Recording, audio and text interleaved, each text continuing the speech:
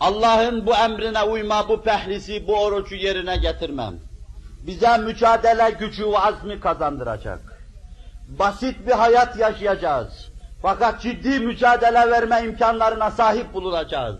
Lüks, sefahat, zevk içinde yaşayan bizler, ciddi mücadele verme imkanımız olmayacaktır. Belki ciddi bir tehlike karşısında silahı atıp kaçanlar gibi kaçacağız. Allah o türlü zilletten bizleri masum ve mahfuz eylesin. Ben sizi tenzih ederim. Benim tanıdığım nesil, gelişmeye ve oluşmaya yüz tutmuş nesil, belki Kur'an'ın istediği istikamette mesafe kat etmede ve gelişmektedir. Bu arkadaşlarımız içinde yüzlerce desem mübalağa yapmış olmam. Döşeye girmeyenler vardır, döşekte yatmayanlar vardır. Üzerine yorgan almayanlar vardır. Başına yastık koymayanlar vardır. Günde 3 defa yemeği nefsine haram edenler vardır. 1 defa ve 2 defa ile kifaf-ı nefs edenler vardır. Binaenaleyh bir sahabi yoluna girilmiş, oruçtan mahsup olan keyfiyeti gösterme yoluna girilmiş ve bunlar inşallahü teala kendilerine mücadele düştüğü zaman onu da verebileceklerdir. Cemaatimin de bundan alacağı ders varsa alsın. Nefis adına kazanacağımız şeylerden bir tanesi de, İnsan bu sayede ancak cennet ve rü'yeti ilahiye ile müşerref olma durumunu kazanır.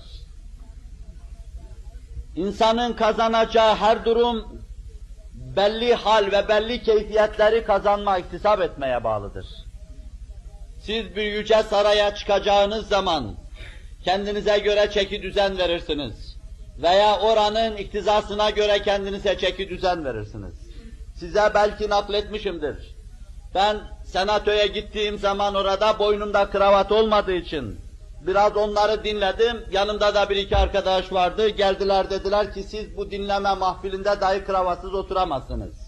Bir senatoya girmede, orada olup biten şeyleri dinlemede dahi insanımız bir kısım kanunlar vaz etmiş, adab ve erkan vaz etmiş, onlara uymayı mecbur saymaktadır.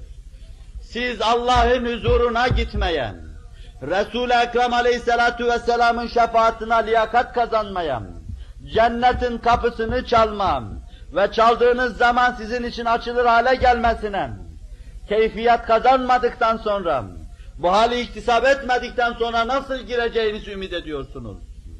İbadet-ü taat insanı donatarak oralara gitmeye ehil hale getirir. Maratoncu yarışa çıkmadan evvel, koşuya çıkmadan evvel kendine göre bir vaziyet verir.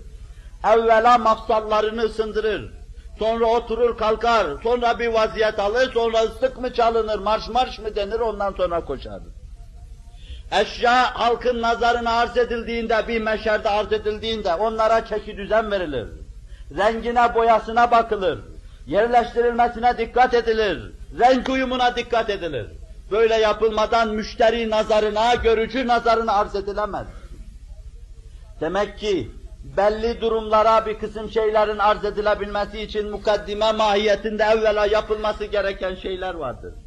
Siz sellemehüsselam Allah'ın huzuruna çıkacaksınız. Cemali ba kemalini müşahede edeceksiniz.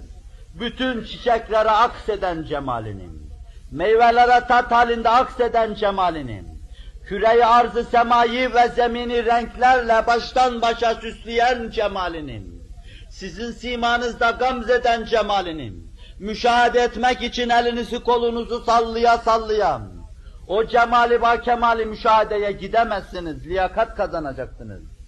Aç durmakla, kasıklarınızı tutmakla, renginiz ve benziniz sararıp solmakla liyakat kazanacaksınız. Ve huzuruna alacak şöyle diyecektir: ben dünyada size çok defa bakıyordum, renginiz sararmış solmuştum, kasıklarınız içeriye girmişti, 2 büklüm idiniz, takatsız idiniz, aç bir ilaç idiniz, bugün yiyin için o günlerde aç durmanıza bedel diyecektir. Cemalini o zaman size gösterecektir. Binaenaleyh aç durma, susuz durma basit bir şey değildir. İnsan ruhunun yüceleşmesine, cennete ehil hale gelmesine, liyakat kazanmasına bir vesiledir. Yarışa götürecekleri ata önce yedirip sonra muvakkaten aç tutma gibi, bazı zaman yedirip bazı zaman aç tutma gibi, yarışa çıkmaya hazırladıkları gibi, siz de cennet yarışında müsabakaya çıkmanız için, sizden istenen şeyleri yine sizin için yapacaksınız. İbadet-ü taatınıza Allah'ın ihtiyacı yok. Fakat siz liyakat kazanacaksınız. Vaziyetinizi ona göre ayarlayacaksınız ki, oruç bu vazifelerden bir tanesini en mükemmel şekilde insana eda ettirir. Allahu Teala ve Tekaddes Hazretleri bizlere liyakat lütfeylesin. Cennet ve cemalullah şerefiyle bizleri serfiraz eylesin. Ve son olarak şahsın hayatına dair diğer bir hususta, nefsin gemlenmesi, frenlenmesi bakımından oruç ciddi bir ehemmiyeti haizdir.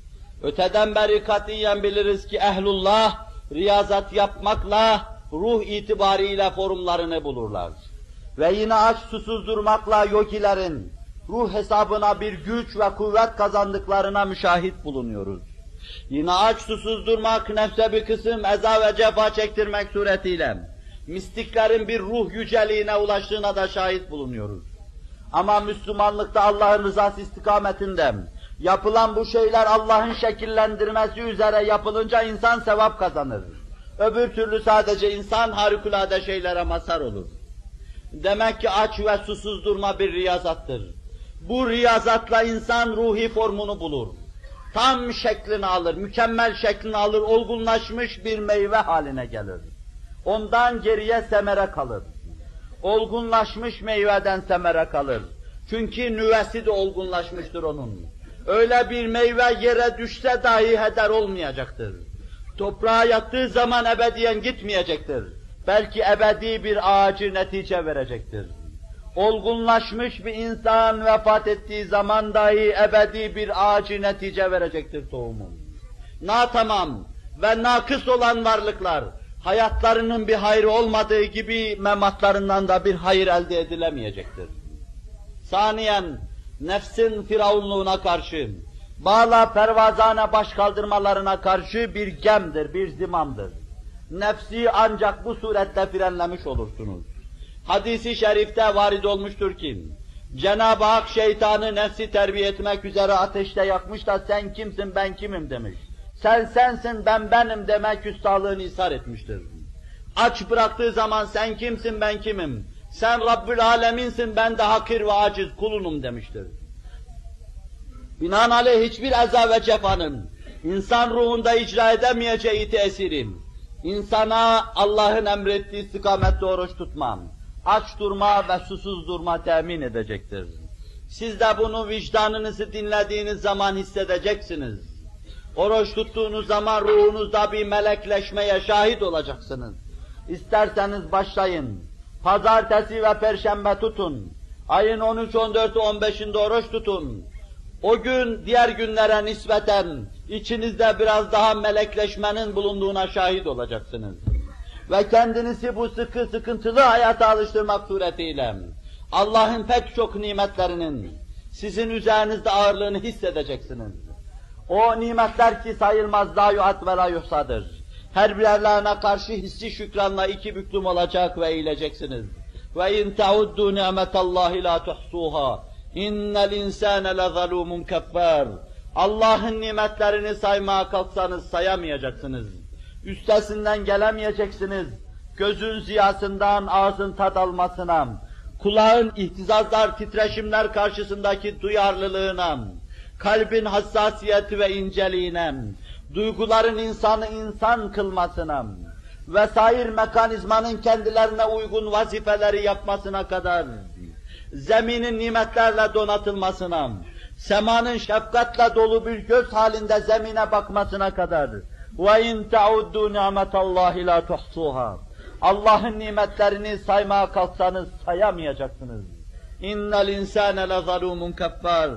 Ama insan çok zalim ve çok nankördür. Bir kısım insanlar çok zalim ve çok nankördür. Allahu Teala ve Tekaddes Hazretleri bize ihsan eylediği nimetler karşısında duyarlı ve hassas eylesin. O nimetlerin her bir yerleriyle içimize bir iman lütfeylesin.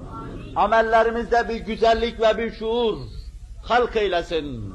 Bizi iki cihanda aziz ve bahtiyar eylesin. Lillahi Teala'l-Fatiha.